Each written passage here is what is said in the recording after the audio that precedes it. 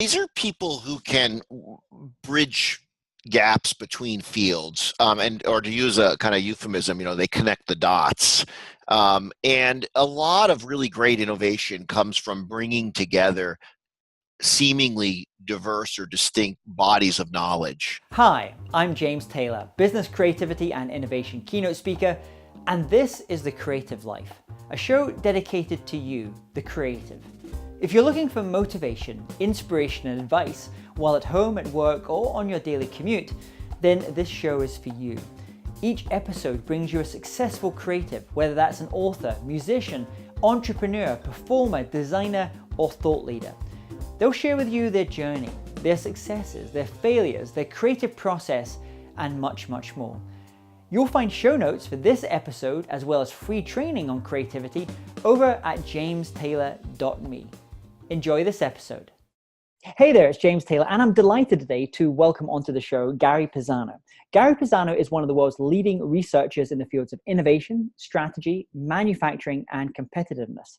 He is the Harry E. Figgie Professor of Business Administration and the Senior Associate Dean for Faculty Development at the Harvard Business School.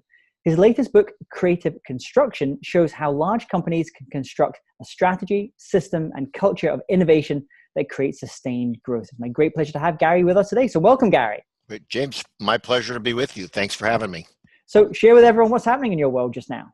My world right now, well, here in Boston, it's nice and dreary and rainy, but a lot of exciting things. I've been enjoying speaking about the book and getting folks to know a little more about the story of creative construction. And I've started some new research on company growth. I just finished my course on managing growth at Harvard Business School. And of course, I have a major administrative assignment at Harvard as well. So I seem to keep myself extremely busy. So this is a great book. I was reading on the flight coming over here where I'm speaking actually tomorrow. And there's so many great takeaways, and we're going to get deep dive into the book. But I was just interested, what made you go for this particular topic at this particular stage?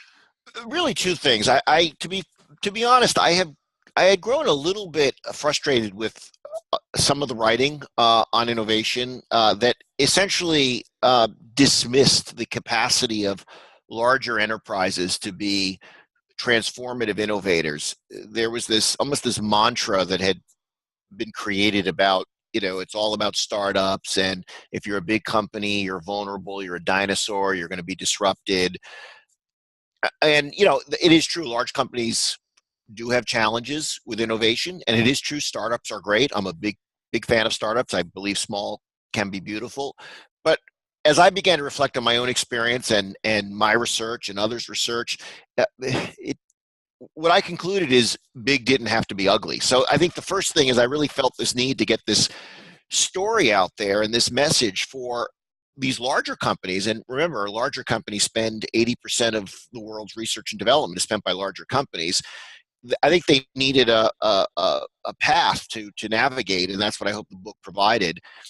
I think the second thing that really motivated me is in working with clients, they kept asking me, I put together a lot of materials, my own teaching materials, lectures, and I'd run workshops and seminars, and they kept saying, but is there something we can read? Do you recommend a book? Is there a book we can read? And there wasn't anything in one place where you could, if you were starting this innovation journey, there wasn't anything like a primer that could take you from start to finish. And so I really wrote the book to kind of address the needs of many of my clients who were asking for just something they could read, a comprehensive approach to innovation that they could find practical and useful.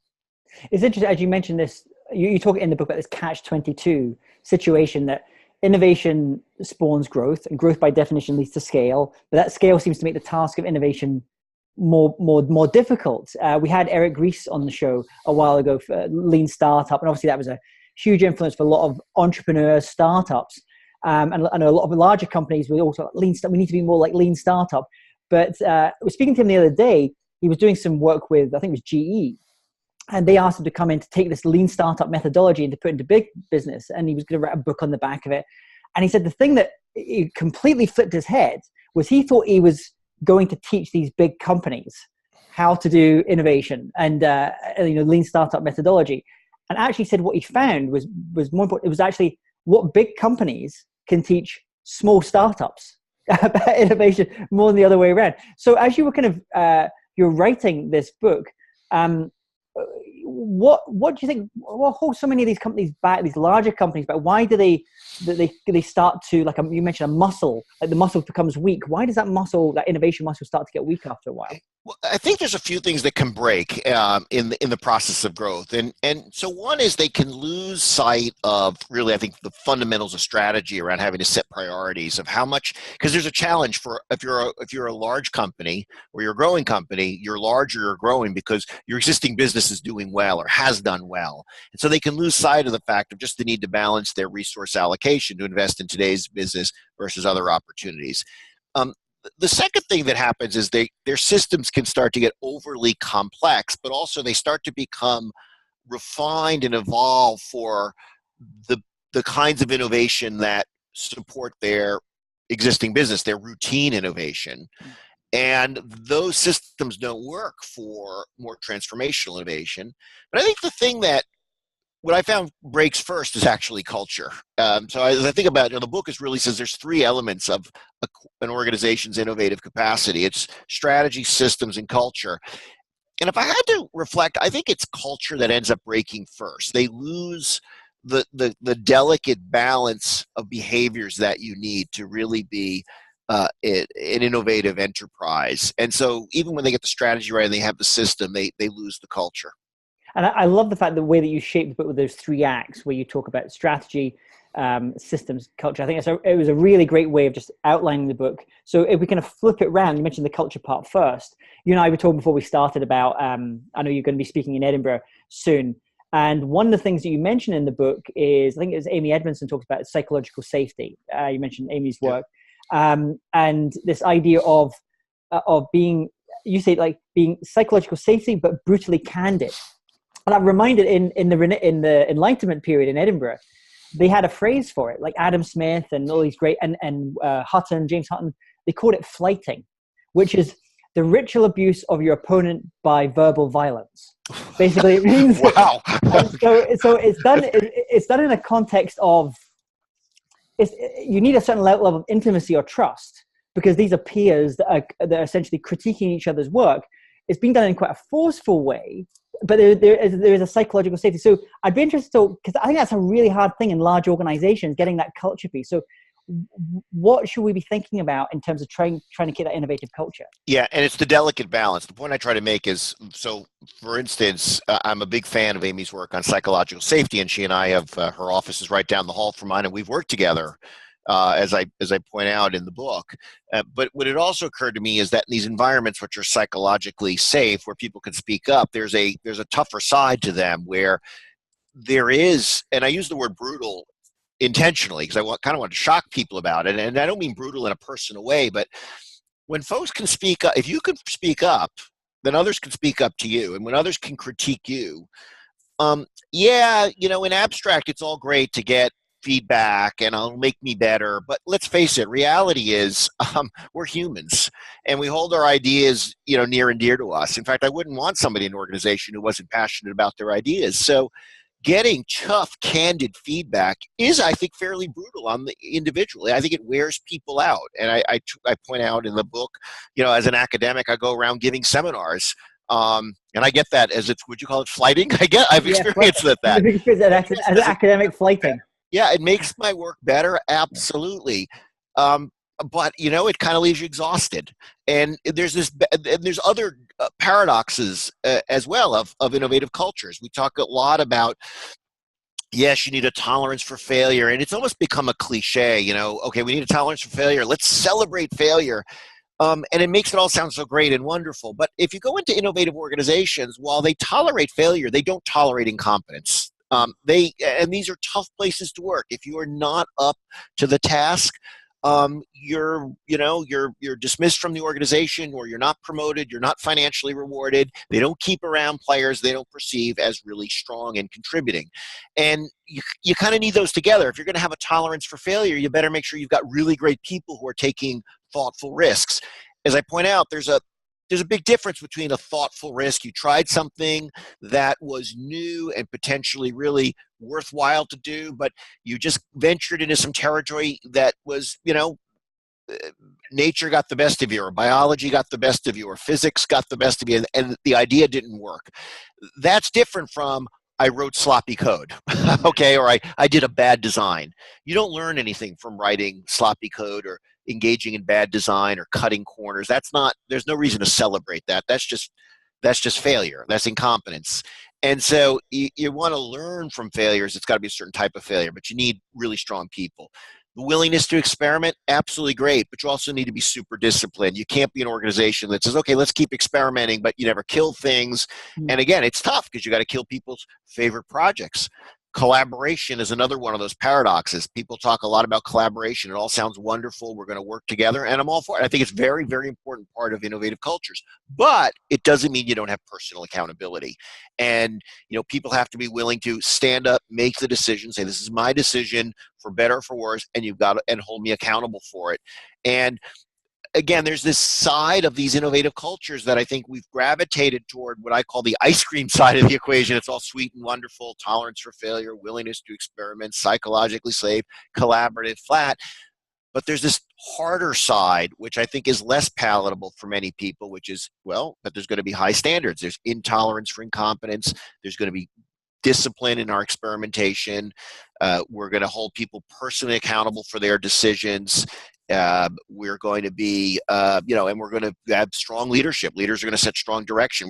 And that's not always. I don't think organizations always understand this paradoxical nature of innovative cultures, and I don't think the existing literature has done a very good job educating organizations about it. That if you go down this path, it's not a walk in the park. It's more like climbing Mount Everest. It can be very rewarding, but it's going to be very, very tough. And it's not for everybody. Not every person is going to thrive in such an environment. And that reminds me a little bit, there's this book I've just been reading about AI superpowers, about the US versus China and kind of what's going on there. And obviously very different innovative cultures. In China was often blamed for just being a copycat, and now it's completely changed. And they're going to be the AI superpower in the coming years. But they talked about almost like there's a gladiatorial approach to competition there.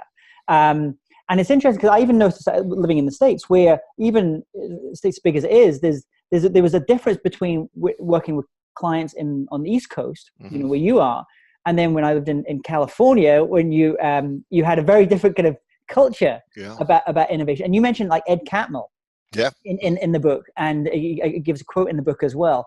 And I actually thought what they did at Pixar was an interesting kind of blend, because they would have those, I think they called them idea mind groups or idea groups. The brain trusts. Brain trust. That's the brain trust. Yeah. So, and he said a lot of time people would go into these brain trusts to describe their work or to show their work in front of other people. And it was that word brutal, so brutal, as you mentioned, they had to, just go from the office in the afternoon and but the work became better. Yeah, it became better. Right. And it was how they gave, and Ed talks about in the book in Creativity about how it's like giving feedback, which is like, precise and, spot on is a certain way of giving feedback. So you talk about the culture in the book, but you also talk about this other obviously related part, which is the systems or the processes. Yeah. And you mentioned a role in there, which I think is an interesting one, the role of the synthesizer. Not as in the keyboard synthesizer, but the humans. So can you describe what you found in doing your research, the importance of that role? Yeah, these are people who can bridge gaps between fields, or to use a kind of euphemism, they connect the dots. And a lot of really great innovation comes from bringing together seemingly diverse or distinct bodies of knowledge. And that doesn't happen magically. We talk about innovation as combining different things, but if I combine different colors of paint, the chemistry and physics takes care of that. It'll happen automatically. But there's nothing in organizations which makes ideas from different fields or different industries come together. It takes people to do that. It takes the right systems, but it actually takes individuals who understand those connections. They may not necessarily be experts in all of those fields, but they have kind of a foot in those worlds, and they can kind of arbitrage across those, and they can they can bring these diverse ideas together and see a kind of coherent concept in it. And, I think some of the greatest innovators of all time have been those kind of people. I mean, I think Steve Jobs was that kind of person. That was his genius, that he could see across diverse worlds of kind of between art and computer science and actually in entertainment. And he had a foot in the entertainment world. Remember, he was involved with Pixar. He made a major investment in Pixar and was heavily involved with them for a while. And yet he still had a foot, obviously, in the computer world. And so, that I think he could see these connections around what a computing device could be. And it was more than just for computing and more for just work. There was going to be entertainment, and it could become part of something bigger. And I tell other examples in the book. Often you find this in people's educational background. They've done, they've worked in, they've trained in diverse fields, or they've worked in diverse fields, and they're extraordinarily important. And I think in a lot of organizations, they aren't fully valued because they don't fit into the neat little silo of, oh, you're a chemist, and you're a physicist, and you're an engineer, and you're a marketing specialist, and you're an accountant. And so these people often, span across different areas, and they get undervalued, and that's a shame. They should be highly valued because that's where your great innovations are going to come from. Actually, it reminds me, there was the work of Dr. K.H. Kim, who did a lot of work on Nobel Prize winners. What were some of those things that you saw from a lot of Nobel Prize winners? And she said that a very common thing was boundary crossing. They would cross from, like, where it was Rich Feynman, or they would have a core discipline, and they would move every 10 years almost into completely felt like unrelated discipline and take those things. But you said something there which I thought was interesting. You said synthesize about that person, that individual, the synthesizers. And I'm wondering now, with things like machine learning, deep learning, AI, if actually the synthesizers could end up, actually the machines might be better synthesizers. I mean, I think, for example, like Spotify, where previously you would go into a record store and you would see, okay, I'll go to the jazz section or the rock section. Now, I don't even think about what section. It's just, it's pulling out and it's crossing different things. So do you think, could you see a place there for more like AI superintelligence as a way of fulfilling that synthesizer role? Or do you think it's very much a human characteristic? It's a great question. It's a provocative question, and I can't say I know the answer, but I think you're right. I think where the number of what happens, it depends on how many elements you have to synthesize or combine or recombine. And the more combinations and permutations, obviously, the harder it is for an individual, because then it's almost a brute force experimentation process, which actually you don't even need AI for. You just need a lot of computing power to try and test different combinations.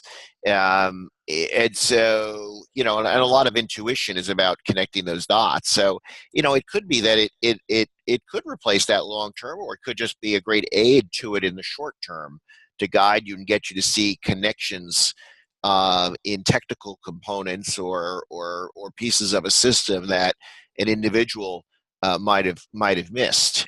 I still think at the end, though, you need people who are going to be able to act upon that. And my view I've only started recently to do some work on the role of machine learning and its connection to organizational learning. So I gave a speech 2 years ago at Oxford called Does Machine Learning Make Organizational Learning Passé? Do we still need, right? Because that's where automating learning is what we're doing in a fascinating way. And I think, though, at the end, you still need individuals who can make intuitive judgment calls.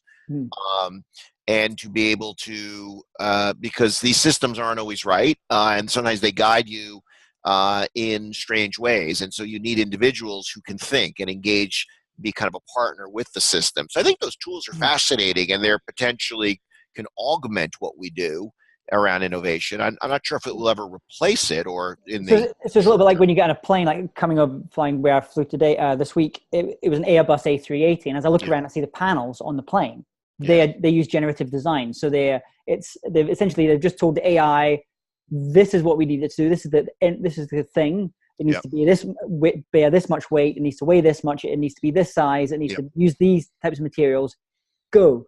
And it goes and then then the human creates these thousands of designs, and the human teams then look at these, review, say, okay. So that's kind of what you're talking about, is that different way of working. Yeah, I mean, that could be exactly right. That what you see is machine learning and AI sort of generating the the variance and humans and selecting among those is certainly, I think that the kind of integration or synthesis I'm talking about really can span very broad disciplines. So it's a physicist who may be connecting ideas with something in chemistry or biology, and those are fairly unspecified problems. They're unstructured problems. They may be a little tougher given the current state of knowledge for AI and machine learning to sort of suggest the right directions to go, or to provide concepts. And that's really what the synthesizer is doing. An example I give in the book is about the Italian piano company, Fazioli, where the gentleman who started that company, he was trained in engineering, but he was a concert pianist. He actually really wanted to be a concert pianist, and he was well trained. He went to one of the best music conservatories in the world in Italy, and at some point he realized, okay, I'm just not going to be good enough to be a professional concert pianist. So he goes back to work for the family business, which is a furniture business where they used exotic woods to make office furniture, and I believe also household furniture. And I think he was kind of bored with it. He said he really wanted to create a piano. So he applied his engineering thinking with his knowledge of the wood business and his knowledge of, obviously, being a concert pianist. What should a great piano sound like and be like? And he brought those together, and that's the kind of synthesis. And I think at this stage, it's hard to think about a computer. I don't know who even puts the input into that, right, to create the program to generate the design. I think once you've got a well-specified space, then I think, given the current state of AI and machine learning, as I understand it, now you might be able to generate variance in design. But that kind of broad picture saying, wait a minute, I think I can create a better piano because of my experience as a piano player and as an engineer and as somebody who knows the wood business and knows how wood affects things. He's bringing all of those together. That was really in his head and in his vast experience from his life. And then the final part you mentioned, or actually it was actually the first part in Act 1. I'm just kind of flipping it around the other way here. Was the idea of strategy? Really starting from strategy. And you had a really nice model in the book. I really like talking about disruptive, routine, architectural, radical. These four different types of innovation strategy there. I'm wondering on the radical side. You mentioned something else in the book, which is kind of links to this, which I guess is more the people part than the strategy part, where you talk about something like revolutionary teams or creating these kind of little mini revolutions within inside organizations as well. So what do you mean when you say that? Well, I think what happens is, so step back a bit. So the basic framework, and the reason I started the book with strategy is my experience is a lot of organizations and their attempts to create or recreate their innovative capacity, they really didn't know where to start. And they often failed to even address the basic question of why do we want to be innovative? And you need a strategy to set priorities of like, why do you want to be innovative? How is it going to help you create and capture value for your organization over time? And then what are your choices? What are the different types of innovation? And I think many companies were jumping to, oh, we want to be a disruptor. And what I show in the book is that's just one type of innovation. There's other types, and the other types may be more valuable for you. And so, it's not one size fits all. So that's why I started with strategy. Now, the idea of there's one of the types of innovation is radical innovation, where you're trying something technologically very different from what you've ever done before. You're stretching the organization's technological competencies. It doesn't necessarily mean that you're trying to shift business models. It could be a new technology, but you could be trying to reinforce your existing business model. And now what happens anytime you try an organizational change is you're not set up to do it. You're not set up, the organization almost by definition doesn't have that machinery in place. Its machinery is around the routine innovation. And so you have to sometimes create special structures to do it. And you could create smaller teams or smaller subunits to go off and experiment with it. And you have to be able to protect them. And I gave the example of, in Amazon, when they first started to explore Amazon Web Services, it really grew out of an experiment that they were doing. Once they realized there was potentially something bigger there, they set up a small team that pulled resources from various parts of Amazon, had a very strong project leader, a young project leader, but had full authority over that project to develop it to the point where they could turn it into a business unit. So actually, you mentioned, we spoke earlier that you and I both love pizza and like Neapolitan pizzas. And in San Francisco now, there's those the machines creating pizzas in the box. So I'm wondering that, you know, you actually mentioned something there which I thought was actually interesting. Was it? I think Voltaire said, "Judge a person by the quality of their questions, not their answers." So, questions: does everything need to be innovative? No, it doesn't. In fact, sometimes you don't want, I mean, in the pizza truck example, you know, I like the idea that there's certain things where I like the idea that it was made by hand. It's just aesthetically more pleasing to me. I've heard all about these technology. We can create food, we create Michelin-starred food, and you won't be able to tell the difference. And maybe I can't, but I can if I know the process that went in. So process matters, and there may be something intrinsically better. You know, you're nothing. No, right. So it's for a guy who spent his entire career writing about innovation and studying innovation and talking about its importance. But not everything has to be innovative. You know, it's not innovation for innovation's sake. It's how do you create more value? I'll give you a great example. Here at Harvard Business School, we have wonderful classrooms. We still use blackboards. Our classrooms have these huge blackboards that you can bring up and down on, you know, with a mechanical, or you can slide them up by hand in some classrooms. And every time I teach exec ed programs, they'll let people say, "You're still using blackboards. I mean, when are you going to start to use whiteboards?" And I'm like, why on earth would we ever not want to use a blackboard? Blackboards are perfect. I mean, you can see a blackboard. Whiteboards are horrible, right? There's actually one behind my wall. You can't see anything on there. Okay, because whiteboards, they're easy to erase, but you can't see them from 10 feet away. Companies have whiteboards all over. They should just have chalkboards, which we've had, you know, that's an old technology with a nice little big fat stick of chalk. You can have multiple colors of chalk if you want.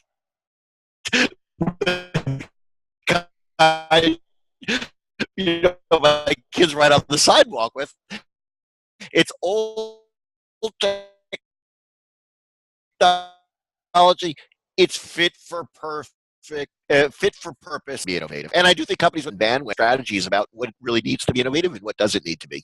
So Gary, tell me about a time when you worked on something, you gave it your all, but for whatever reason, it didn't quite work out like you'd hoped. And what was the lesson that you took from that experience? The story is, it's something I totally failed at. I think that was about public embarrassment, something you did and you totally embarrassed yourself. So I did a lot of theater in high school and in college as well, or some in college, and I loved it. And I tried out for a musical when I was in high school. And now this is, it's going to sound ridiculous, but I didn't know you actually had to sing to audition for the musical. So I showed up at the auditions thinking I could just read a script. And they said, "Well, can you sing something from the musical? Which piece are you going to sing?" And I didn't even know quite what they meant by that. And I said, "Well," they said, "You know, you need to sing a song from the musical." And they handed me all the music, and I can't even read music. So I said, "Well, I don't know any of them songs from the musical." And they kind of looked at me somewhat impatiently, and they were really getting a little tired of me. So the music teacher said, "Look, just sing anything. Just sing anything." And the only song I could think of was a musical jingle from Drake's Fruit Prize. I don't know if you ever remember the Drake's Fruit Prize, and they had a song called, they would sing in the jingle, and I'm not going to do it here because my voice is terrible and it would be offensive to your viewers, my voice, but it's Drake Fruit Pies make you want to cry, come in, I can't even remember, now I can't even remember it, make you want to cry, makes you feel so fine. There was some jingle to it. And that's what I sung, and in front of everybody. It was totally embarrassing, and you know, there was laughter. And so what I learned there is, well, okay, so public embarrassment. You know, the worst that can happen is you can embarrass yourself, and that's not necessarily that bad, right? Nobody hurts you, nobody kills you. You have to just be able to suck it up and move on. But I actually learned a more important lesson, which I think stuck with me through my life, which was, it's okay to mess up, but it's not okay to be unprepared. So be prepared. So I try to be prepared for every single thing I do. And that's, you know, whether it's when I was in school taking a test or going to class. I mean, there's times I teach a class, I've taught some cases, you know, 100 times. I'm still prepared. I still make sure I read the case, make sure I understand it, make sure I think about what I'm going to do. If I have you know, and there's no shortcuts, you know, just always be prepared. I think that was a lesson And so it's okay to fail at something, but it's not okay to be unprepared. And I was unprepared for that, so that was not okay. And I decided never again to be unprepared. Be prepared, be prepared. And so as we start to finish up here, I'd love to know a couple of final questions. First of all, what is a book and an album that you would recommend for people, some of our listeners, to check out? Maybe books and albums a book and an album that have particularly inspired you. Yeah, books and albums. On the series, so the books that I really enjoy, I enjoy reading history books. I love to read presidential histories. I'm starting Chernow's book now on Grant. I think Grant was a fascinating president. And I've read Chernow's book on Washington. So I've read a lot of those, and as they really get you to understand leadership and the kind of extraordinary things that individuals have. And I'd say some of the most influential books I've read have been some of those really great, well-written history books. I think those would be the ones. Now, albums, I'm less musical. It's quite funny. I'm not. I love listening to music, but I can't say music has ever inspired me. I just love it. I listen to it. I listen to it all the time. Although I benefit from my wife's good taste in music, so I'm not on the forefront of music. And so, I can't say I'm somebody who can mention an album. My favorite album of all time is still probably, this is very old fashioned, so I'm probably dating myself, but it's probably still the Beatles' Abbey Road, which I used to listen to as a child growing up and had all the words down. And actually, I'm happy to report I still know most of the words of those songs. Did it inspire me? Listening to music when I was little, I always found it very relaxing and enjoyable, but I'm not sure what long-term impact had on me. Because as I said, I can't sing, so I just love listening to music. I find it very very relaxing. And what about a tool? If you were to recommend one online tool or app or resource that you find very useful for the work that you do, what would that be? Which tool do I find? So, most recently, I've been finding this thing called RoboKiller, a great app which just keeps all these, telemarketers from calling your cell phone.